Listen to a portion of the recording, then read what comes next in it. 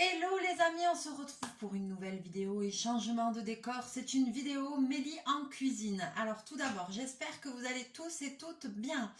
De temps en temps sur cette chaîne, malgré qu'elle soit sur les loisirs créatifs, j'aime bien vous partager une petite recette de cuisine puisque j'adore cuisiner, voilà. Mon deuxième métier c'est pizzaiola. Donc c'est vrai que du coup, moi j'aime bien la cuisine et tout ça. Je vous partage en général toujours que des petites recettes très simples que vous pouvez refaire à la maison pour vos petits apéros dînatoires et tout ça. Et j'essaye toujours de vous proposer des recettes qui sont un peu flexibles. Voilà, c'est dans le sens où maintenant il y a quand même beaucoup de gens qui ont des problèmes au niveau du gluten, d'autres qui sont végétariens, d'autres qui sont véganes et tout ça. Donc bon, voilà. Donc j'essaye de vous proposer des petites choses qui sont un petit peu adaptées au plus grand nombre. Alors, aujourd'hui, c'est pas parce qu'il fait gris, parce qu'il fait vraiment pas beau, c'est pas parce que l'été est fini qu'on n'a pas le droit de boire un coup, de boire l'apéro et de grignoter un petit tapas. Vu que l'apéro c'est quand même très français, hein, qu'il soit accompagné d'alcool ou non, hein, c'est dangereux pour la santé, on le sait, à consommer avec modération. Mais on aime bien toujours ce petit côté convivial le dimanche ou quand on reçoit des copains, des copines à la maison, de la famille, c'est voilà un petit verre ou un petit cocktail, un truc, un machin, avec un petit truc à grignoter. C'est très français. Ici au Pays Basque, on adore ça. Le tapas, voilà, dans tous ses états. Donc aujourd'hui, on va faire un petit tapas. Alors, recette. Qui ne sera pas végane, mais qui sera végétarienne. Voilà, pour les personnes qui voudraient rajouter un petit côté de viande, c'est possible de rajouter un peu de jambon blanc, de lardon, de trucs de machin. Je pense que c'est pas impossible, mais voilà. Là, la recette, normalement, c'est quelque chose qui va être destiné que tout le monde peut manger. Donc, on va faire un petit tapas très simple et qui va être à base de courgettes. Et vous allez voir, super bon. Donc pour cette recette, il va nous falloir une courgette. Si vous êtes beaucoup, vous pouvez en mettre plus, hein, mais bon, voilà, déjà on va faire là avec une courgette. Il va vous falloir ce que normalement vous avez dans le placard, c'est-à-dire du sel, du poivre et de l'huile d'olive. Voilà. En plus, il vous faudra un petit peu de miel. Il vous faudra un petit peu de vinaigre balsamique. Et chose que je n'ai pas sortie, mais que je vais sortir de suite. Voilà, il vous faudra un petit peu de ricotta. Moi, c'est la ricotta toute simple, hein, supermarché, voilà. Si vous n'avez pas de ricotta, vous pourrez remplacer par du fromage frais à tartiner. Peut-être même voilà, les carrés frais, vous savez, ou type kiri comme ça, ou voilà, peut-être même ail et fines herbes, pourquoi pas, c'est pas impossible, vous allez voir, vous vous adaptez en fonction de ce que vous avez. Et dernière chose très importante que je n'ai pas sortie non plus, c'est une petite gousse d'ail. Alors, on va se munir de ça aussi. Vous allez voir, c'est pas compliqué, c'est un petit tapas que vous allez pouvoir préparer en avance. Et après, vous n'aurez plus qu'à le tiédir un petit peu au four pour le servir un petit peu tiédi parce que c'est quand même meilleur. On y va, je vous bascule pour faire la petite recette tous ensemble. Allez, c'est parti. Donc, je me suis munie d'une planche à découper. Je me suis munie d'un couteau, un petit économe. J'ai sorti aussi à côté de moi le grille-pain. Ah oui, parce que très important, j'ai oublié de vous dire qu'il allait falloir une baguette de pain. Et si possible, prenez une baguette avec une mie qui soit dense et qui tienne. Pas une mie alvéolée où il y a trop de trous. Par exemple, moi là, j'ai pris une baguette Constance. C'est une baguette aux céréales. Et je vais me munir aussi du couteau à pain. Bobine, arrête! Le chant si mélodique que vous entendez en fond, c'est le chat, évidemment, fidèle ami de l'homme. Alors, première étape. Bien sûr, j'ai nettoyé mon plan de travail, je me suis attaché les cheveux. C'est vrai que j'ai pas mis le tablier parce qu'il est au sale, mais voilà. Je vais rincer ma courgette.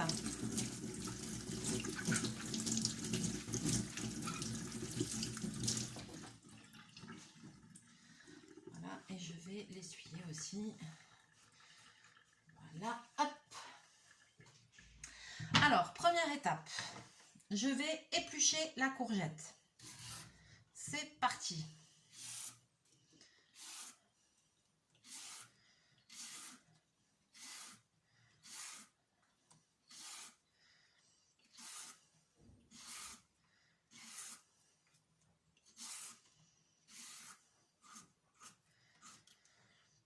Alors, les épluchures, normalement dans la cuisine on gaspille pas, normalement on peut réutiliser pour d'autres choses. Ou sinon, si vous avez un compost, c'est l'idéal. Hein. Moi, j'ai pas cette chance-là.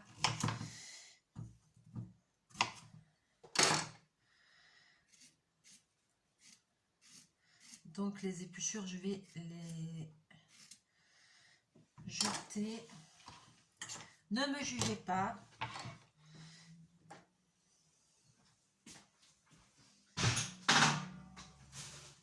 Voilà. Mais là, je n'ai pas le choix de faire autrement. Alors, première des choses, je vais couper la courgette en tout petit. Déjà, je vais la débiter en deux. Voilà, comme ça, ce sera plus facile pour la couper. Et ici, dans le sens de la hauteur, je vais faire des lamelles comme ça, toutes un peu fines, quoi, vous voyez. Une dans le sens de l'épaisseur. Voilà.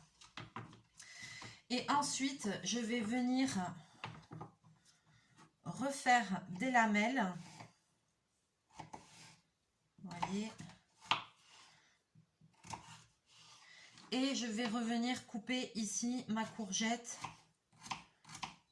en tout petits morceaux.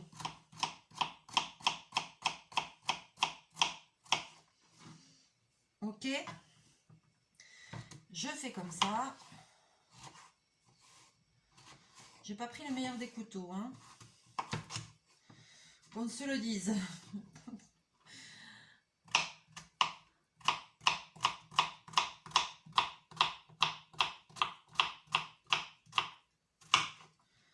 Voilà.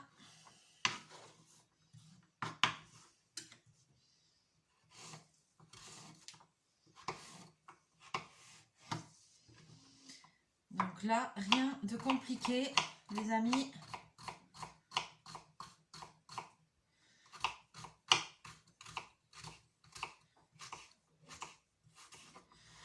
On coupe tout ça en petits bouts. Attendez, je vais changer de couteau. Ah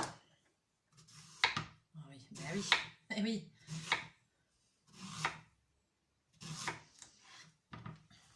J'ai pas une façon orthodoxe de faire les choses, de couper et tout, mais qu'on se le dise, même si j'adore cuisiner, je ne suis qu'une faible ménagère. J'ai pas de formation en cuisine, ok? Donc moi, je vous montre ce qu'on peut faire à la maison, voilà. Quand on aime un petit peu bricoler, cuisiner des petites choses et tout, mais attention, je suis loin d'être une chef, hein. Nous sommes d'accord, hein. Moi je mets des pizzas dans le four, ça n'a rien à voir avec ça, hein.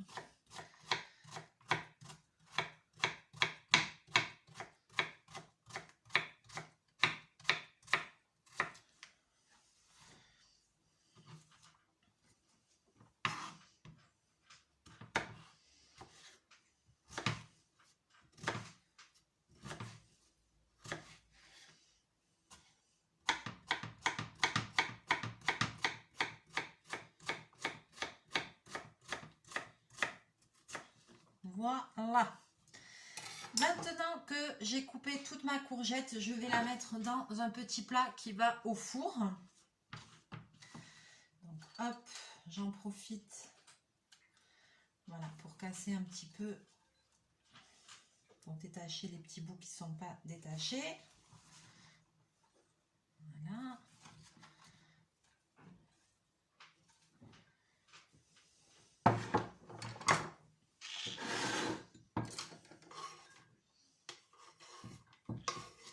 Je me suis lavé les mains bien évidemment avant aussi, hein.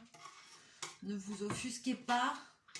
Ici on fait de la cuisine maison, de la cuisine de grand-mère comme vous feriez chez vous. Il n'y a pas de triche. Voilà. Donc hop. Je vais prendre une petite cuillère. Voilà. passer un petit peu tout ça. Parce que vous voyez, il y a des petits bouts qui sont restés comme ça, c'est pas bien grave. Voilà, hop. Donc là, j'ai mis ma courgette. Maintenant, ce que je vais faire, je vais assaisonner. Donc, je vais mettre un peu de sel. Attends, ça coule ou ça coule pas, cette histoire? Ça coule pas. N'inquiétez pas, hein. Ça coule pas, hein. C'est pour ça que je fais plusieurs fois. Donc, on met quand même une bonne pincée de sel. Ensuite, on va mettre un peu de poivre noir. Poivre du moulin ou poivre noir, ce que vous avez. Ensuite, je vais mettre un bon filet d'huile d'olive. Parce qu'il y a quand même de la quantité. Voilà.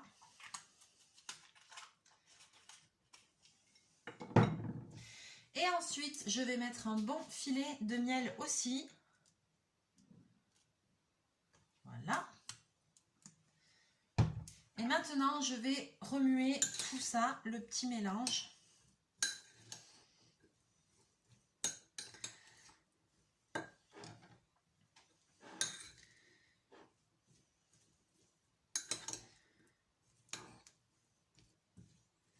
Vous allez voir, ça va être magnifique. Magnifique. Donc, je remue un petit peu ma préparation. Et dans votre four que vous aurez préalablement, moi je l'ai pas fait, mais préchauffé.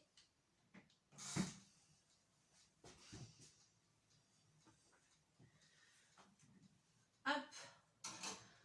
Vous allez mettre votre mélange avec la courgette à cuire pendant, voyons, ça dépend un peu de la quantité. Vu que c'est coupé en petits, il va falloir quand même surveiller la cuisson. Moi, je mets entre 180 et 200 degrés pendant 20-25 minutes. Voilà, vous allez surveiller la cuisson, vous allez mélanger de temps en temps.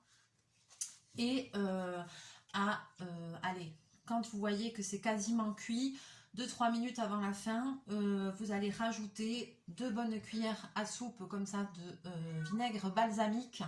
Vous allez remélanger et laisser finir de cuire. Ça va faire un peu une compotée, ça va être formidable. En attendant que notre mélange cuise, on va s'occuper du pain. Donc là, on a dit on va faire des tapas. Donc je vais couper le pain en biais pour qu'on ait des jolies tranches. Donc celle-là, hop.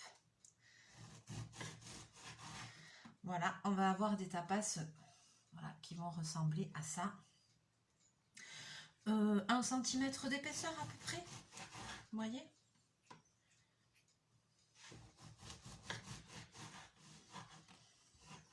Ça va faire des tapas bien grands, bien généreux. Si vous préférez, vous coupez comme ça en tartine. Hein. Mais voilà quoi. Chez nous, les tapas, normalement, ça se coupe en biais. C'est plus... voilà, ça fait des grandes tartines. Voilà. Donc, vous en coupez comme ça. Là, j'en ai coupé combien? 6. Ça va être largement suffisant. Même, il m'en restera. Et maintenant, je vais toaster. Je vais passer mes petites tartines au grille-pain. Donc, j'ai sorti le grille-pain à côté de moi, les amis.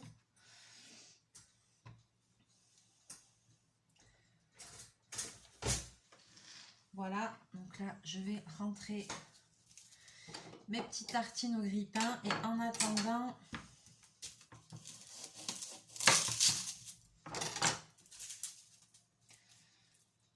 je vais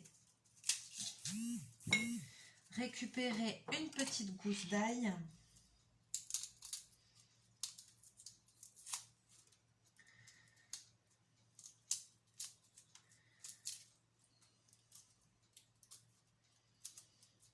Que je vais venir éplucher.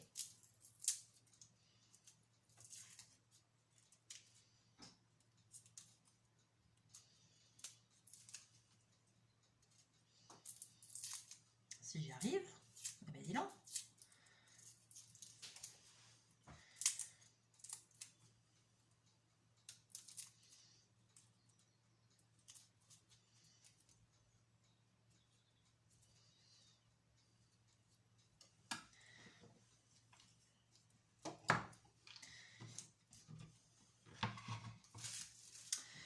je vais nettoyer tout ça.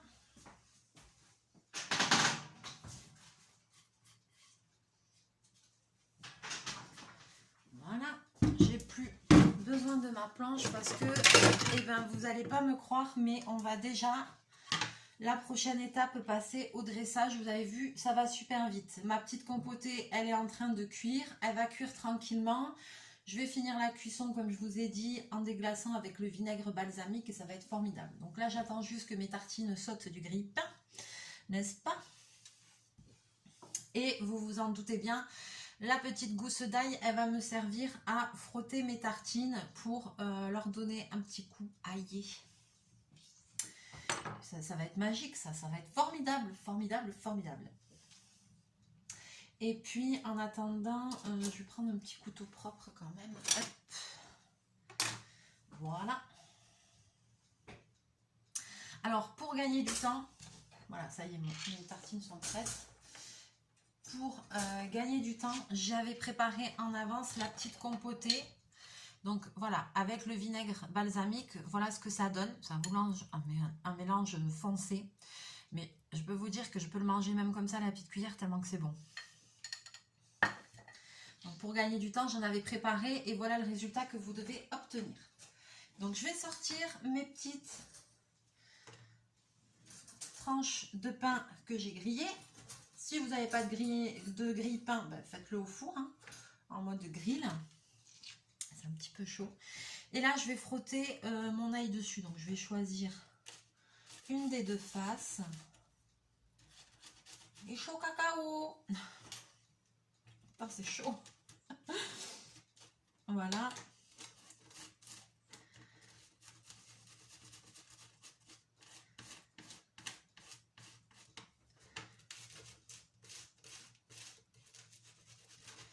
Vous voyez pourquoi c'est bien ce type de pain, parce que voilà, la mie elle est quand même serrée, elle est alvéolée mais elle est serrée, il n'y a pas trop de trous, pas que le mélange y passe à travers. Vous voyez là il y en a un petit mais il n'y a pas trop de trous, c'est une mie un peu dense quoi.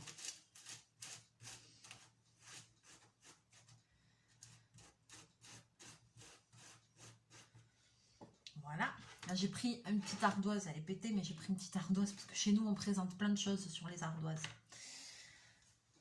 Donc maintenant que j'ai fait ça, c'est quasiment fini. Je vais ouvrir mon pot de ricotta où je vais prendre, comme je vous disais, mon petit carré frais, ce que vous avez. Et tout simplement, je vais venir tartiner tout ça. Hein. Donc voilà, je vais mettre de la ricotta ou mon petit fromage frais sur mes tartines.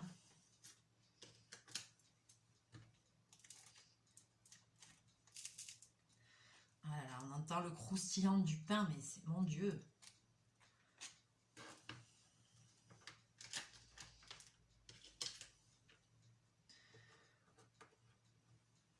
Simple et efficace.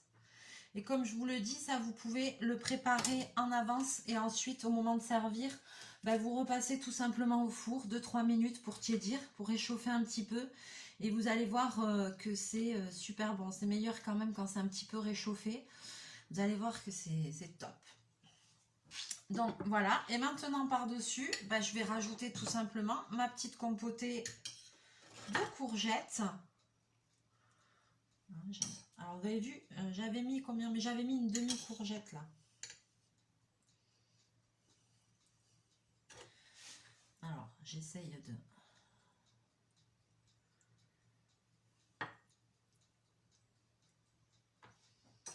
J'essaye de diviser pour que tout le monde en ait, parce que j'avais pas fait une grosse quantité.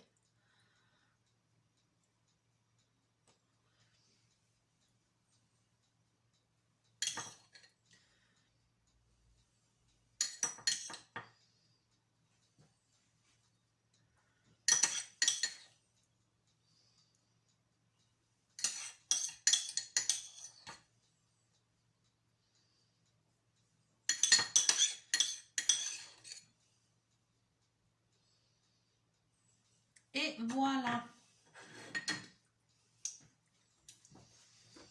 Et maintenant, je vais mettre la petite touche finale, la touche indispensable made in Pays Basque, le piment d'Espelette. Un bon piment d'Espelette AOP. Voilà, voilà, ça c'est la vie, ça. Ça c'est la vie, les amis. Piment d'Espelette. Alors moi, je suis généreuse, mais parce que j'adore ça.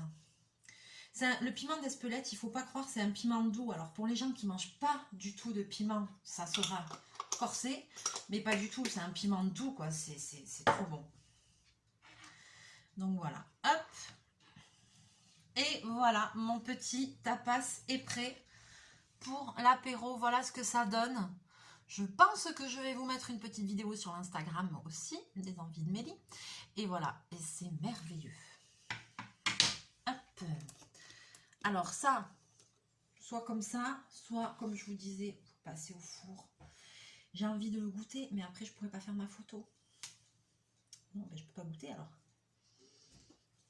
Eh oui. Si, je vais quand même en goûter, hein, parce que de toute façon j'en fais la préparation. Allez.